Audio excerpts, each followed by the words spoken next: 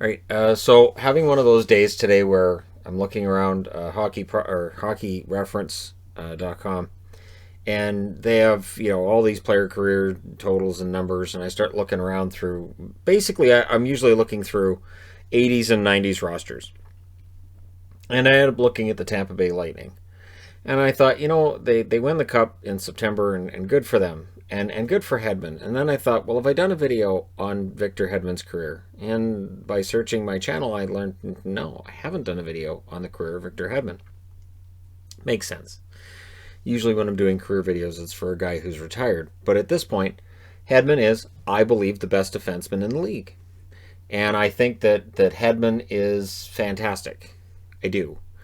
And the overall numbers would seem to indicate he is kind of sort of fantastic among National Hockey League defensemen. It didn't start out that way exactly, and yet he's a number 2 draft pick in 2009, so you can't say he came out of nowhere. He hasn't turned 30 yet. How scary is that?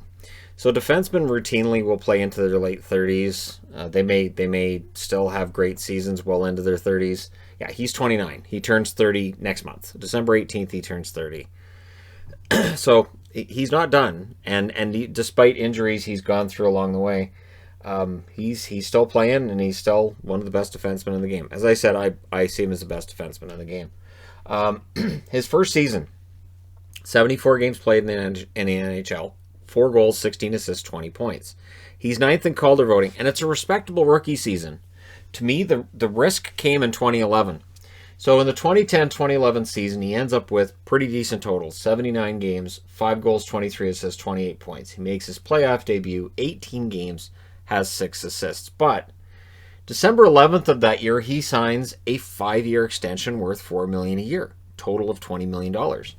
And the reason I can remember this clear as day is that the day he signed this, I was the only person on the planet that seemed to think, there's some risk in that, right? Everybody else said it's a great contract, this kid's great. And I was looking at his stats at the point where he signed that, and I thought he was off to kind of an iffy second year. And I thought, he's not playing great right now. There's some risk in this, but clearly Tampa Bay saw, and this was, again, remember, this is about a decade ago. I'm not watching Tampa Bay games. I'm just looking at the numbers.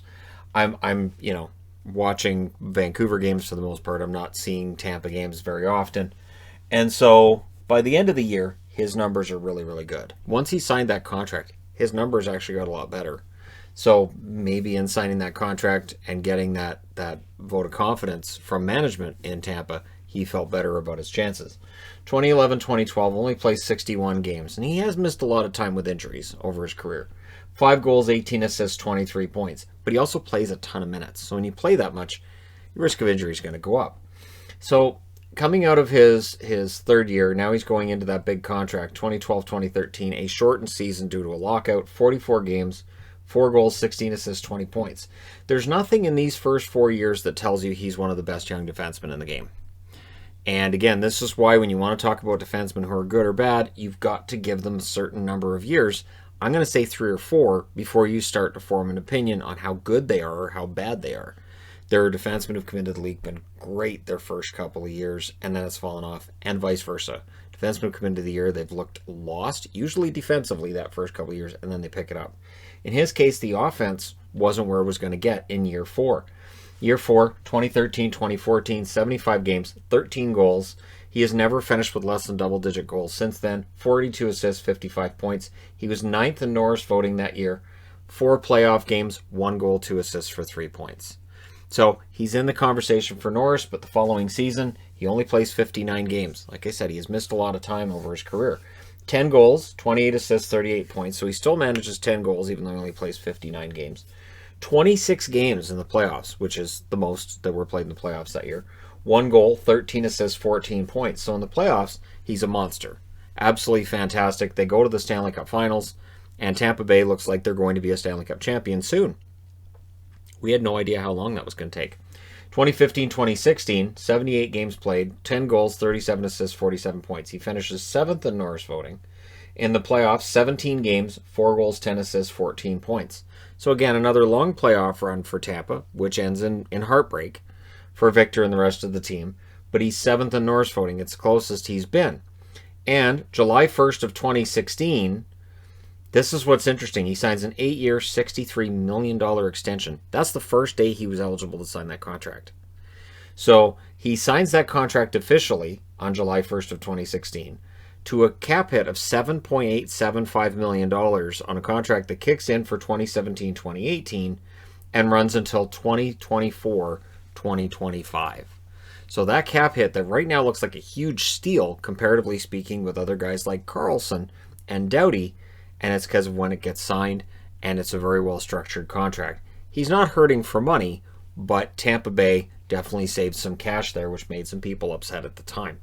2016-2017, in order to reward them for this great contract, he has his best offensive season. 79 games, 16 goals, 56 assists, 72 points. He's third in Norris voting, and he's a second-team All-Star.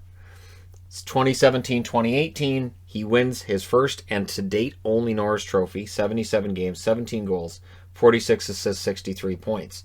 The drop in points is not concerning because he's a great all-around defenseman. Hedman does a little bit of everything. He's a first-team All-Star, 17 games in the playoffs, 1 goal, 10 assists, 11 points. So in those 4 years to that stage, Tampa Bay had gone pretty far in the playoffs 3 years. The fourth year was the year they missed the playoffs in 2017. So really good resume for him. Then, of course, the 2018-2019 season, the season that will be remembered for two things. Tampa Bay puts up a ton of wins in the regular season. He plays 70 games, 12 goals, 42 assists, 54 points. He finishes third in Norris voting, though he's missed 12 games. He's a second-team All-Star. He only played 2 games in the playoffs that year. No points, and of course Tampa, whether it was Hedman not playing due to injury, whether it was Kucherov's suspension, all of the things that could go wrong against Columbus did. And so some of that seemed to be directed at kind of sort of everybody.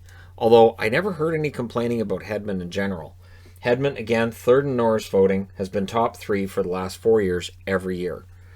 And again, the storyline coming out of that is, well, Tampa choked. Tampa's chokers. They're all chokers in Tampa, even though they'd gone to the conference finals minimum in their 3 times in the playoffs prior to that year. So this season, 66 games, shortened season. I want to say lockout every time. Shortened season due to the pause in March. We never did finish that regular season, so he plays 66 games. Doesn't miss that many. 11 goals, 44 assists, 55 points. Again, he finishes third in Norris voting. Who he's behind changes, but he's still third in Norris voting, which is impressive considering he wasn't 100% healthy throughout that season. Second team All-Star again, and in the playoffs, this is where, for me, Victor Hedman solidified. He is a Hall of Famer now. If Victor Hedman came out tomorrow and said, yeah, I quit. I'm going to take the rest of this contract. I'm going to leave it on the table. I quit. The last 5 years, I'm not going to play it. I'm done. That Conn Smythe Trophy winning playoff run, 25 games, 10 goals, 12 assists, 22 points. Absolutely fantastic, historic for a defenseman, and just an average player could not do what Hedman does. Hedman is fantastic. So 762 career games at this point. He has passed 100 goals with now 105 in his career. 368 assists, 473 points. And in the playoffs, he's now played over 100 playoff games with 109. 17 goals, 53 assists, 70 points. And again, that 10 goals from the blue line, that's a pretty strong mark for a defenseman in a playoff run. I understand, too, that the stats in this year's playoffs included the round-robin games as well as play-in games. Would be round-robin games for Tampa, right? So that may color it for some people. To me, it doesn't matter. Hedman had an absolutely fantastic run, and he is a big part of the reason why Tampa Bay is going to be looked at as a team that could very well repeat in 2021, should they get the opportunity, depending what happens with the season. And if there's any team that could end up being a dynasty, it could end up being Tampa. And all of the bumps and bruises you get over those long playoff runs before you finally break through, that can be how you finally break through. You learn how to win through those losses and figuring out what you did wrong and fixing it. And for Hedman, he's never been the problem. So Hedman's contracts, and what's interesting too is in his entry-level contract, he had a bunch of playing bonuses, got them all. He ended up making $7.8 million over his first 3 years in the league in playing bonuses.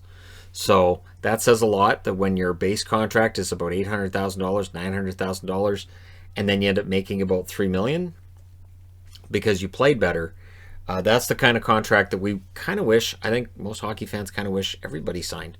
You get a base contract, and then based on what you do on the ice, you get that extra money.